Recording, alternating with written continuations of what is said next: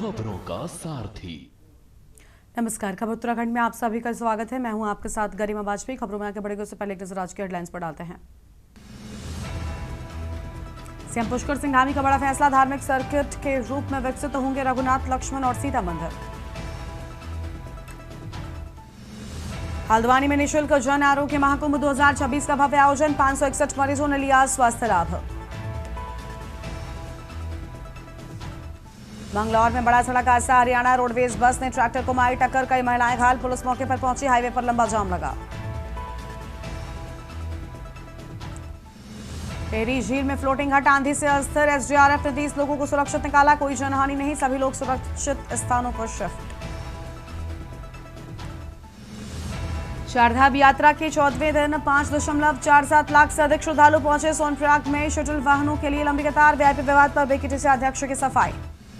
उत्तराखंड में भर्ती अर्हता पूरी न करने वाले 69 शिक्षक बर्खास्त, विभाग ने कहा कोर्ट के आदेश के बाद की कार्रवाई। आप देख रहे हैं के न्यूज, खबरों का सारथी।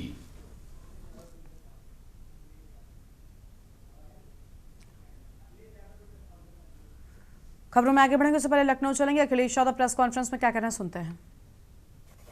और अगर भ्रष्टाचार पे रोकें, भ्रष्टाचार भी नहीं रोक और अपने लोगों को ज्यादा मुनाफा भी कमाने दे रहे हैं, उसको भी नहीं रोके, उसकी वजह से भी महंगाई है। यहाँ बहुत सारे बच्चे तैयारी करते हैं और रूम लेकर रहते हैं, बड़ी संख्या में पलायन कर रहे हैं। पढ़ाई पे कुछ पूछोगे? पलायन कर रहे हैं क्योंकि रोजगार, नौकरियां नहीं है। और जिस गुणवत्ता के साथ यूनिवर्सिटी कॉलेजेस बनने चाहिए, इधर प्राइवेट कॉलेजेस बढ़ गए, प्राइवेट यूनिवर्सिटीज बढ़ गई। फीस स्ट्रक्चर क्या बना दिया सरकार ने? फीस स्ट्रक्चर ऐसा ही गरीब परिवार से नहीं पढ़ सकते हैं। इसीलिए नेताजी ने गरीब परिवारों की बेटियां पढ़ें, आगे बढ़ें और अपने जीवन में सफल हो, इसलिए कन्या योजना शुरू की थी, जिसमें 30,000 रुपए पिछली सरकार में हम लोग देते थे। भविष्य में भी पुनः बेटियां कैसे पढ़ें, आगे बढ़ें, उनके लिए पढ़ाई के लिए, पढ़ाई के साथ साथ जो आधुनिक और आज समय की पढ़ाई है, जो रोजगार उपलब्ध करा दे, नौकरी दिलवा दे, भविष्य बना दे और एक अच्छा इंसान बनाए, उस दिशा में हम लोग काम करेंगे। केजी से लेके पीजी तक पढ़ाई जो फ्री बात की थी बेटियों की, वो हम लोग करके खाएंगे। बंगाल में अब तक जो है केंद्रीय का बहुत ज्यादा दखल था, जिसके बल से अब कोर्ट ने कह दिया कि हिंदी में भी मुड़ा रहेगा। तो आगे आने वाले समय 2027 में हम मतलब सपा कैसे इसमें फाइट करेंगे अगर नहीं चलता रहा? हम सब ये जानते हैं कि इलेक्शन कमीशन एक न्यूट्रल बॉडी है, कॉन्स्टिट्यूशनल बॉडी। वो किसी के साथ भेदभाव नहीं करेंगे, निष्पक्ष रह करके लोकतंत्र को मजबूत करेंगे, ऐसा हमारा आपका सबका मानना है। कॉन्स्टिट्यूशनली यही हम मानते हैं। लेकिन यूपी और रामपुर का चुनाव हुआ, बाई इलेक्शंस हुए, बाई इलेक्शंस के बाद एक इलेक्शन हुआ। हमने आपने देखा कि किस तरीके से किनको प्रिसाइडिंग ऑफिसर बनना है, किसको बूथ पर अधिकारी पोस्ट करना है, किन सिपाही को, किन इंस्पेक्टर को, किन एडिशनल एसपी को पोस्ट करना है, कौन पूरा चुनाव को देखेंगे। तो ये तो यूपी में हम लोगों ने देखा था। शायद बीजेपी ने इलेक्शन कमीशन से मिलकर के यूपी में एक ट्रायल किया था, क्या कहते हैं, फ्री रहते हैं, प्रीव्यू या क्या बोलते हैं, पहले करने से लिख रहे हैं। हाँ, मॉक ड्रिल ऐसा शब्द हो सकता है, रिहर्सल कह सकते हैं।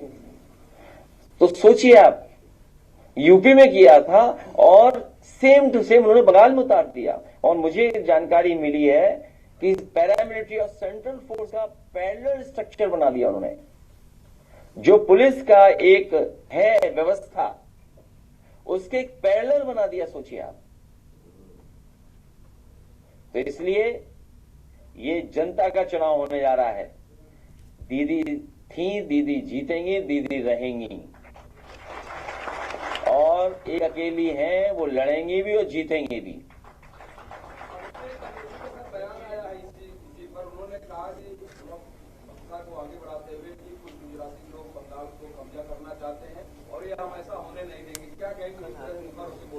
अब ऐसे तो हम ये कहते हैं कि भगवान श्री कृष्ण हमारे मथुरा वृंदावन से द्वारिका चले गए थे, लेकिन कुछ सच्चाई तो है। कल अलर्ट आया सबके मोबाइल पर। देखो टेक्नोलॉजी इतनी स्मार्ट है, टेक्नोलॉजी की रीच क्या है, और बता रहे हैं कि अगर आपने रिंग ऑफ कर रखी है, मोबाइल ऑफ है, तब भी आपको अलर्ट मिलेगा। टेक्नोलॉजी की पेनिट्रेशन कितनी है सोचिए। मैं दावे के साथ कह सकता हूं, जो पत्रकार साथी सवाल पूछ रहा है उसके बैक एंड में आउटसोर्स उन्हीं लोगों को मिल गया होगा काम। बात समझे? सब ठीक। और फिर आप बताइए स्मार्ट मीटर, अगर स्मार्ट मीटर में ये बेईमानी हो सकती है तो ईवीएम में क्यों नहीं हो सकती? या देखिए मोबाइल ऑफ है आपका, ऑफ मोबाइल, रिंगर ऑफ है, तब भी मोबाइल में अलर्ट आएगा। ये सोचो किस बात की तैयारी है। ये आपके अंदर फियर क्रिएट करना चाहते हैं। पूरी बीजेपी फियर क्रिएट करके चुनाव लड़ती है, डरा करके आपको।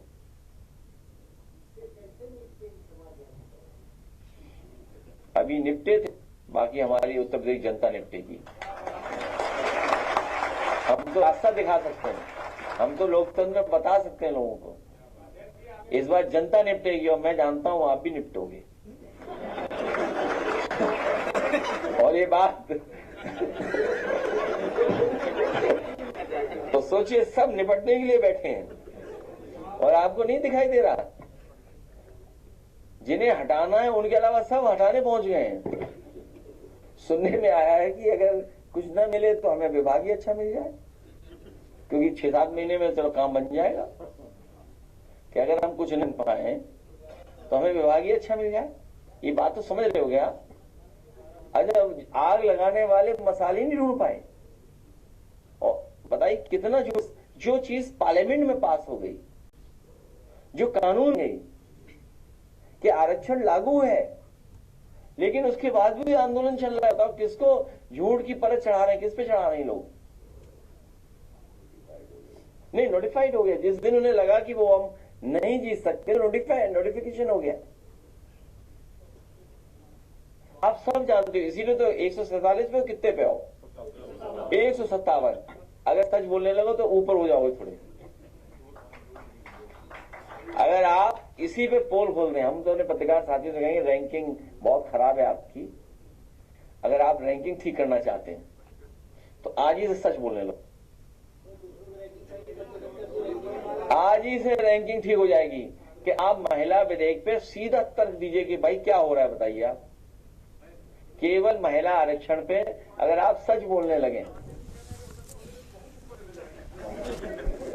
नहीं उतना ऊपर नहीं जाने देंगे। आप सुन रहे थे सपा सुप्रीमो अखिलेश यादव को, जिनकी ओर से अहम बातें कही गई हैं। वापस से अपनी खबरों का रुख कर लेते हैं। मंगलौर कोतवाली के सामने आज एक बड़ा सड़क हादसा हो गया, जब हरियाणा रोडवेज की बस ने एक ट्रैक्टर में पीछे से जोरदार टक्कर मार दी। ट्रैक्टर में कई महिलाएं सवार थी, जो हादसे में घायल हो गई। घटना के बाद मौके पर अफरा तफरी मच गई। पुलिस ने तुरंत ही कार्रवाई करते हुए घायलों को उपचार के लिए नजदीक के अस्पताल भिजवाया। हादसे के चलते ही हाईवे पर लंबा जाम लग गया, जिससे यातायात पूरी तरीके से प्रभावित हो गया।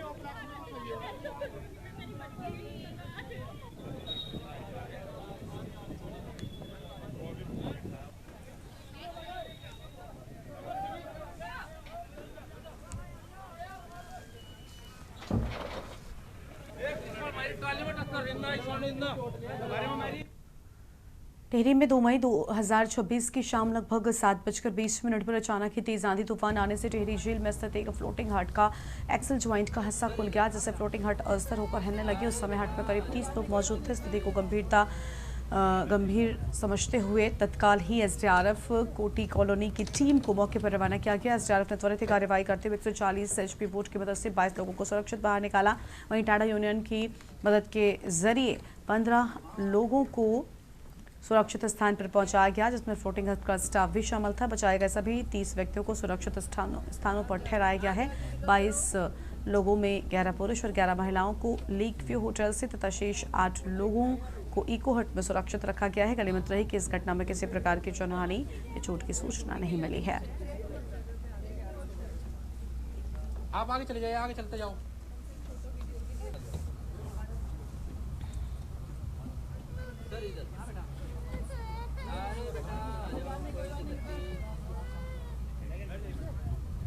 में फ्लोटिंग हट्स का संचालन किया जा रहा है।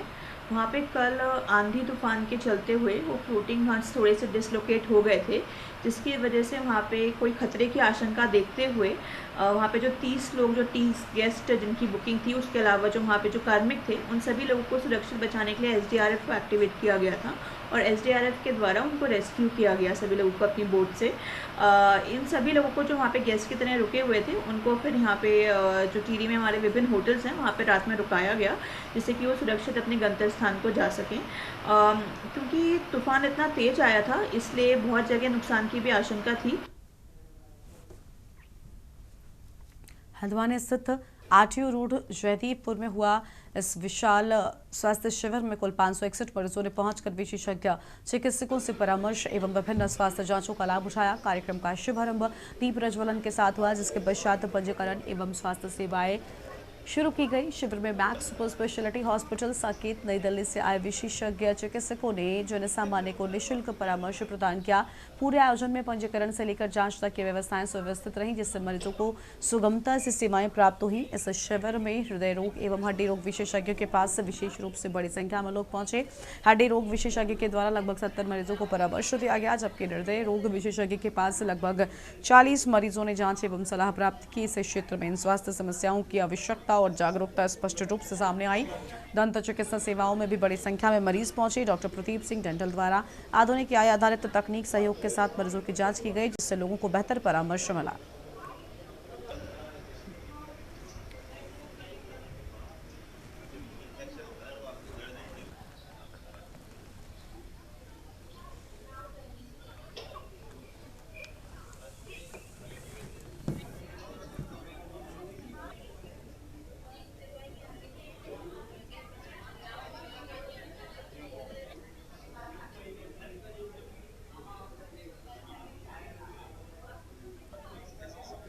यहाँ पे आकर के लगा है, क्योंकि आम जनता के लिए यहाँ पे जो सुविधाएं आज यहाँ पर दिखी हैं, यहाँ पर आके पता चला है कि हमें सारे डॉक्टर्स यहाँ पे अवेलेबल हैं। हड्डी रोग विशेषज्ञ हैं, कैंसर स्पेशलिस्ट यहाँ पे हैं, न्यूरो स्पेशलिस्ट यहाँ पे हैं। तो मुझे जब ज्ञात हुआ तो मैं यहाँ पे आई और मैंने यहाँ पे अपना बोन डेंसिटी चेकअप भी करवाया है और हड्डी वाले डॉक्टर को भी दिखाया है। तो उन्होंने काफ़ी अच्छे से मुझे यहाँ पे बताया है कि इस कमी से ये सब चीज़ें हो रही हैं, एक्सरसाइज करनी है। हमारा पहला प्रयास ये है कि जो लोग मैक्स तक नहीं पहुँच पा रहे थे, कम से कम उनको प्राथमिक उपचार मिल जाए और पता चल जाए। जैसे यहाँ पर मैं देख रहा हूँ बहुत ज़्यादा अभी लोग इधर उधर से भी आ रहे हैं और यहाँ लोकल के भी हैं, और इसमें अर्थों वाले बहुत ज़्यादा लोग आए हैं जिनको कि अर्थों की बहुत ज़्यादा प्रॉब्लम है। हल्द्वानी से आया हूँ और राष्ट्रीय सेवक संघ का आदमी हूँ मैं, और पाठक जी भी हमारे बीजेपी के ही हैं। तो उनके द्वारा पहले ही मैसेज आया था मेरे पास कि ये फलाने दिन हमारा कैंप लग रहा है, आप अपना चेकअप करा लीजिए यहाँ करके। मतलब आया था, हम दोनों मियाँ बीवी आए हैं। बहुत अच्छा लगा है। ये मनोज सर द्वारा, भाजपा नेता हैं हमारे, बहुत अच्छे, मतलब ऐसे लोग बहुत बिरले ही मिलते हैं। इतना अच्छा कैंप लगा रखा, हड्डी से लेके न्यूरो से लेके और अपना routine test, blood sugar, haemoglobin, सारा कुछ टेस्ट करा रहे हैं हम। मतलब हम लोग इसका पूरा फायदा उठा रहे हैं। लगता है कि 1000 लोग से ऊपर ये पहुंचने वाले हैं। सुबह से सब लोग अपने स्वास्थ्य के लाभ के लिए सजग हैं, और ये जो कैंप यहाँ पर श्रीमान सुनील जोशी जी की सहायता से हमारा यूनिवर्सल कॉन्वेंट स्कूल है, उस पूरे विद्यालय परिवार के साथ और एक पर्णिका परिवार के साथ हम सब लोगों ने जैसी उम्मीद की थी, श्रेष्ठ सेवा का ये जो मेला है, इस मेले में बहुत आनंद की अनुभूति हो रही है। खबर देहरादून से है, जहां पर कांग्रेस ने जन आक्रोश रैली निकालकर धामी सरकार के खिलाफ जोरदार प्रदर्शन किया।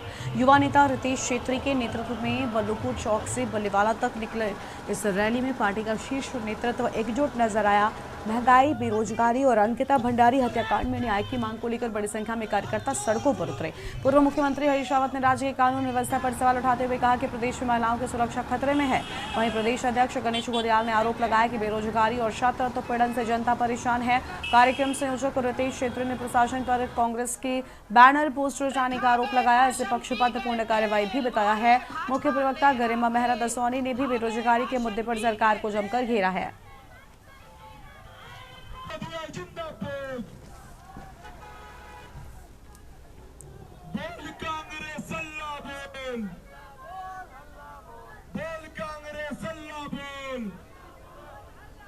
कांग्रेस पार्टी जिंदाबाद, आवाज दो, आवाज दो, पहले लड़े थे कांग्रेस।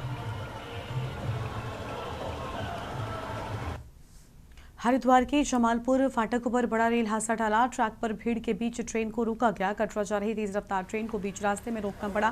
फाटक बंद न होने से जोखिम बढ़ा। रेलवे ट्रैक के पास लोगों और वाहनों की आवाजाही जारी रही। समय रहते खतरे को भांपा गया। लोको पायलट और रेलवे कर्मचारियों की सतर्कता से ट्रेन रोकी गई। स्थिति नियंत्रण में लाई गई। ट्रेन रुकने के बाद मौके पर भीड़ हटाने में मशक्कत करनी पड़ी। रास्ता खाली कराने के बाद संचालन बहाल किया गया है।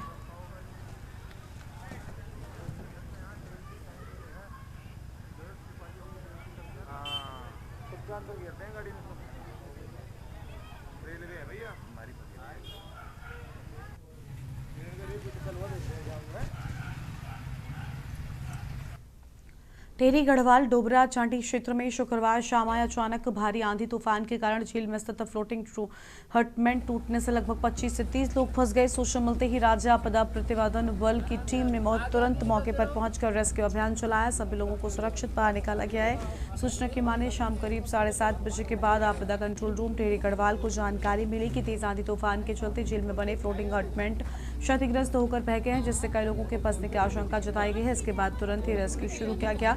सभी को सुरक्षित बाहर निकाल लिया गया। आप आगे चले जाइए, आगे चलते जाओ।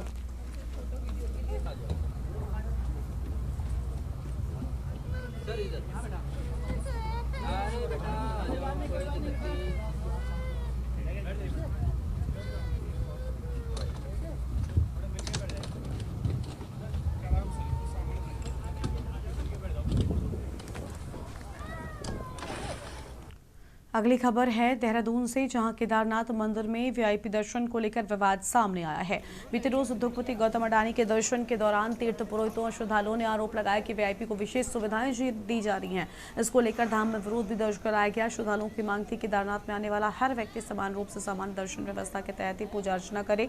मामले की तूल पकड़ने पर बद्रीनाथ केदारनाथ मंदिर समिति के अध्यक्ष मन द्विवेदी ने स्थिति स्पष्ट की। उन्होंने कहा केदारनाथ धाम में किसी भी प्रकार की वीआईपी दर्शन व्यवस्था लागू नहीं है। द्विवेदी के अनुसार गौतम अडानी ने भी सामान्य श्रद्धालु की तरह ही करीब 5 मिनट में गर्भगृह में दर्शन किए। उन्होंने बताया विवाद उस समय उत्पन्न हुआ जब कुछ श्रद्धालु निकासी द्वार से जबरन प्रवेश करने का प्रयास कर रहे थे, जिसे पुलिस द्वारा रोका गया। इस घटना को वीआईपी दर्शन का विरोध बताकर गलत तरीके से प्रचारित किया गया।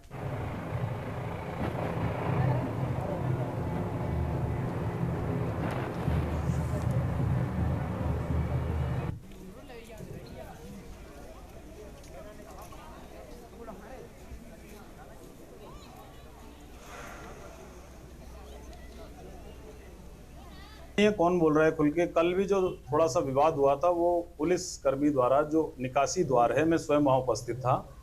अडानी जी ने सिर्फ 5 मिनट में दर्शन किए और सामान्य तरह से दर्शन करके, क्योंकि इस बार हमने जो गर्भगृह में सामान्य पूजा रखी हुई है, दोपहर में वहां पर कोई भी अभिषेक, कोई पूजा नहीं होती, किसी ने भी पूजा नहीं की। जब माननीय मुख्यमंत्री जी भी पहले दिन वहां पर दर्शन के लिए आए थे बाबा केदार के यहाँ, तो उन्होंने भी 5 मिनट में सिर्फ सामान्य दर्शन हमने किया है कि स्पर्श करके, और सारे तीर्थयात्री वहां पर बाहर निकले, क्योंकि व्यवस्था को लेकर वहां पर और कोई हमारे पास ऐसा मतलब रॉकेट साइंस नहीं है कि क्योंकि तीर्थयात्रियों की संख्या बढ़ रही है और गर्भगृह की संख्या, स्थान जो है वो सीमित है, तो वहां पर हमने ये किया था कि दोपहर के समय में जो पूजाएं होती हैं वो सारी पूजाएं हमने रात को कर दी हैं, और सामान्य दर्शन हम जो आएंगे तीर्थयात्री सिर्फ स्पर्श करके, उसको लेकर सभी तीर्थ पुरोहित, वहाँ के स्थानीय हक हकूकदारी और सबके साथ ही बातचीत करने के बाद ये निर्णय लिया गया था, और उसी प्रकार से वहां पर दर्शन चल रहे हैं। वीआईपी दर्शन को लेकर कहीं कोई विवाद नहीं है। उत्तराखंड में गदरपुर से भाजपा विधायक अरविंद पांडे के नाम से सोशल मीडिया पर वायरल हो रहे कथित पत्र को लेकर बड़ा राजनीतिक विवाद खड़ा हो गया है। इस पत्र में कथित तौर पर उत्पीड़न और अनदेखी के आरोप लगाए जाने के बाद प्रदेश की सियासत गर्मा गई है। कांग्रेस ने इस वायरल पत्र का मुद्दा बनाते हुए भाजपा सरकार पर तीखा हमला बोला है। कांग्रेस अध्यक्ष गणेश गोंदियाल ने पत्र का हवाला देते हुए सरकार पर गंभीर सवाल उठाए और प्रशासनिक कार्यशैली पर भी जमकर निशाना साधा है।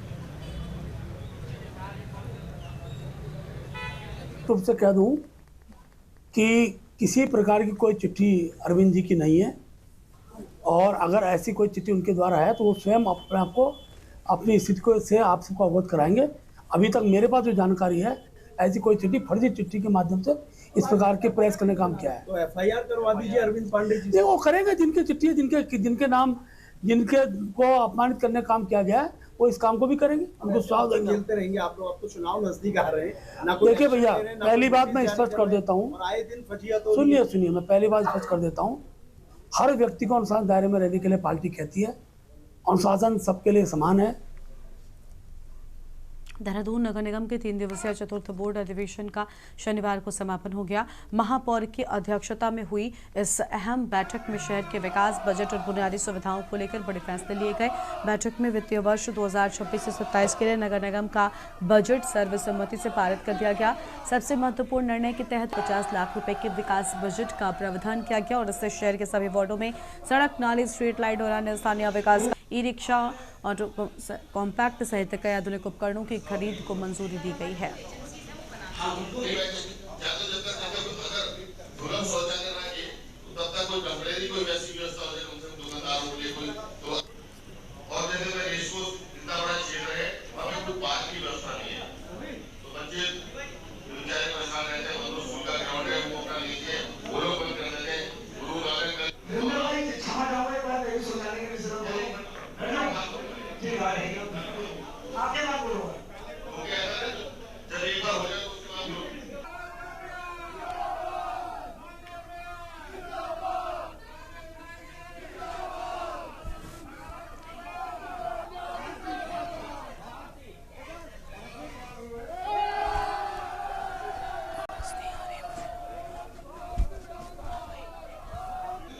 ऊपर से ब्यूटीफुल, नीचे से बिंदार का पूंजी। विधायकी दल को मैं आपको धन्यवाद करना चाहूंगा। महिला आरक्षण को लेकर उत्तराखंड में सियासत गर्मा गई है। महिला कांग्रेस प्रदेश अध्यक्ष ज्योति रौतेला ने प्रधानमंत्री नरेंद्र मोदी को पोस्टकार्ड भेजकर आगामी विधानसभा और लोकसभा चुनाव में वर्तमान सीटों पर 33% महिला आरक्षण लागू करने की मांग की। ज्योति रौतेला ने कहा कि पूरे देश से महिलाएं पत्र लिखेंगी। उत्तराखंड में करीब 1 लाख महिलाएं पीएम को पत्र भेज रही हैं। इस पर भाजपा ने तंज कसा। प्रदेश महामंत्री दीप्ति रावत ने कहा, पीएम को लिखना अच्छी बात है, लेकिन फोटो में 5-6 महिलाएं ही दिखी। लाखों पत्र की बात बाद की है। दीप्ति रावत ने कहा, कांग्रेस की महिला कार्यकर्ता अपनी भावना पीएम को अवश्य बताएं, लेकिन साथ ही अपने नेताओं को भी जरूर बताएं।